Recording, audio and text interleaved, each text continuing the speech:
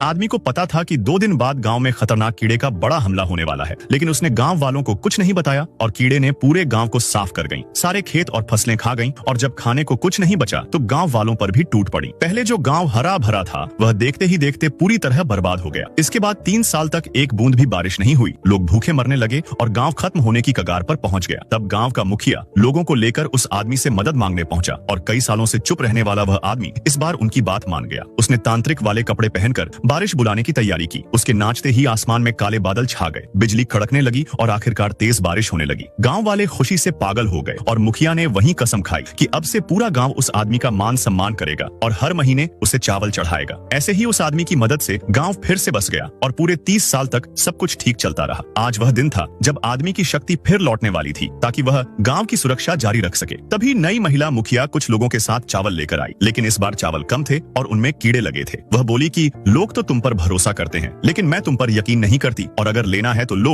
नहीं तो यहाँ से निकलो। आवाज सुनकर गांव वाले आ गए और बोले कि यह आदमी तो गांव का सबसे बड़ा मददगार है। उसके आने के बाद कभी कोई परेशानी नहीं आई। लेकिन औरत का कहना था कि इसमें आदमी का कोई हाथ नहीं। यह सब गांव के इकलौते पढ़े लिखे लड़के की वजह से हुआ, जिसके खेती करने के वैज्ञानिक तरीकों से गांव बचा। इसे साबित करने के लिए उसने जोर दिखाते हुए एक मशीन भी दिखाई जो खतरा हो तो लाल बत्ती जलाती है और सब ठीक हो तो हरी बत्ती। लोग समझ बैठे कि मशीन हर तरह का खतरा बता सकती है, जबकि वह सिर्फ जमीन हिलने की चीज दिखाती थी। हरी बत्ती देखकर सबको लगा आज सब अच्छा रहेगा, लेकिन आदमी जानता था कि कल सबसे बड़ा हमला होने वाला है और आसमान से इंसान खाने वाले जीव उतरेंगे। उसने यह बात औरत को बताई, पर वह मानने को तैयार नहीं हुई, बल्कि बोली कि आदमी को डर है कि मशीन उसकी इज्जत छीन लेगी। फिर वह सबको लेकर वहां से चली गई। सब तो नहीं माने, लेकिन कुछ लोग जो पहले उससे मदद पाकर बचे थे उसकी बात पर भरोसा कर बैठे और उससे रोकने की विनती करने लगे। आदमी ने उन्हें चढ़ावा तैयार करने को कहा, लेकिन वह जानता था कि यह हमला पहाड़ के देवता की मार है और उसे रोकने के लिए उसे अपनी 20 साल की उम्र देनी पड़ेगी। फिर भी वह मान गया क्योंकि लोगों की सुरक्षा उसका काम था। अगले दिन वह फिर तांत्रिक के कपड़े पहनकर नदी किनारे वेदी पर पहुंचा और गांव को बचाने की कोशिश करने लगा। पर तभी औरत वहां आकर वेदी को लात मारकर गिरा देती है, जिससे सुरक्षा टूट जाती है और आदमी खून उगल देता है। औरत चिल्लाकर उसे झूठा और नाटकबाज कहती है और उसके पवित्र सामान को तोड़ने का हुक्म देती है। तभी कुछ गांव वाले रोकते हुए कहते हैं कि यही 2 चीजें गांव की असली रक्षा कर रही थी और इन्हें तोड़ते ही कीड़े का हमला तुरंत आ जाएगा। लेकिन औरत नहीं मानती और सबको चुप रहने को कहती है। फिर अचानक आसमान बदलने लगता है।